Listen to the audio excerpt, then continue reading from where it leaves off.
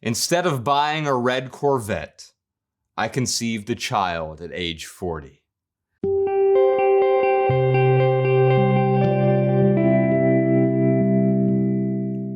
Howdy, welcome back to How to Write Better. My name is Joshua Fields Milburn. I'm a writing instructor at howtowritebetter.org. I'm also a New York Times best-selling author, and this is another installment in our new series, which is called Ask a Best-Selling Writer. We're answering your questions, so drop your questions in the comments below. I'll get to them on a future video. Today's question comes from Wilson. Wilson says, how could I improve the following sentence? As I ponder this thought, it has occurred to me that becoming a parent late in life may have spared me from the trope of events known as midlife crisis. Well, I understand what you're trying to communicate here, but it's a bit flowery, it's a bit try hard.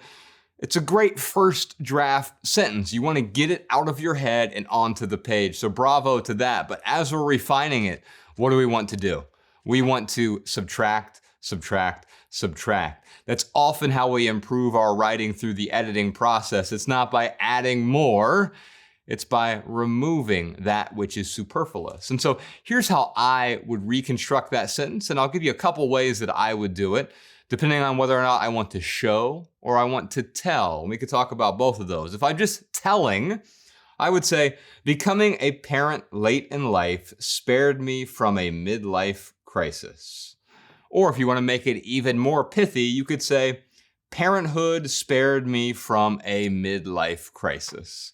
Because that presupposes, it gives all the information that people need. You don't need to say, as I ponder this thought. Obviously, you're pondering the thought, right? It has occurred to me. Well, of course it has occurred to you. You're writing it. That becoming a parent late in life, okay, I don't have to say becoming a parent late in life if I just say parenthood spared me from a midlife crisis, because the assumption there is I'm at midlife. It is a late time to become a parent. And so your readers are smarter than you might think. And so condensing the sentence down, you're making the reader do a little bit of work which they actually appreciate. No one who is in their 40s is reading a book from kindergarten. Why? Because it doesn't require any cerebration.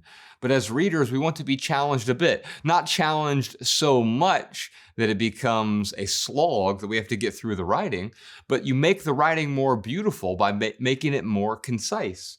Now, that was the telling example. Let me give you the showing example, which, by the way, good writing does both. It shows and tells. We'll talk about that in a moment. So here's how I would write the sentence if I wanted to show something. Instead of buying a red Corvette, I conceived a child at age 40. Now there's a whole world in that sentence, right? You could use that sentence to start a novel because it tells me so much about the character.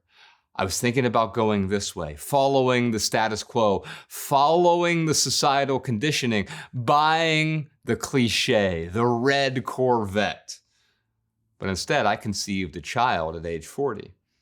That presupposes that I was spared from my midlife crisis, but I didn't have to use the word midlife crisis. That phrase never came into existence in here because you're showing what a midlife crisis looks like.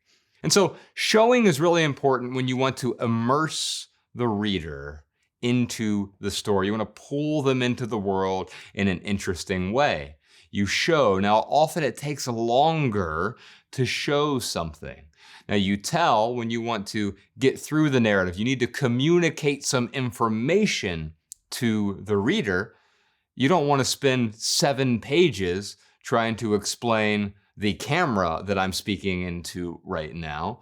No, you can just quickly describe with 1 or 2 sentences the camera before you get to the showing parts of the story. You want to show because that's the expressive side of it. That brings the emotion into the story. You want to tell when you're being communicative, when you have information to communicate. If you want some more writing tips, you can download my free ebook. It's called 15 Ways to Write Better. You can read it in less than an hour. and you'll walk away with 15 tips to help you improve your writing today.